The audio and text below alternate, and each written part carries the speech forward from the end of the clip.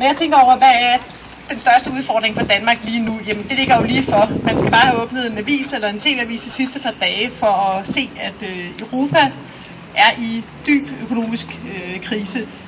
Der er lande, der de facto er gået bankerot.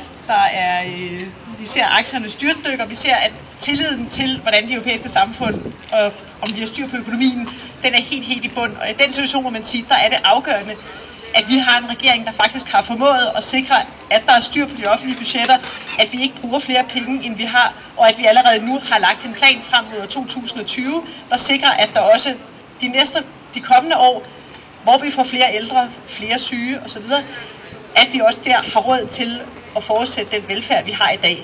Derfor så tror jeg, det er afgørende, at man gør sig det fuldstændig klart som vælger. Hvad vil man?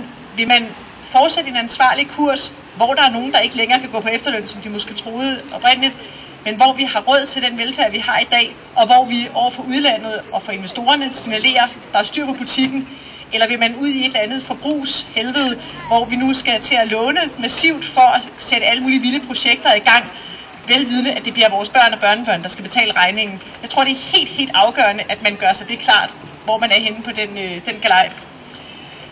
Jeg vil lade det være min introduktion, og så vil jeg som et spørgsmål så sige, nu her i Valby, der har man nogle skoler, der arbejder rigtig godt sammen.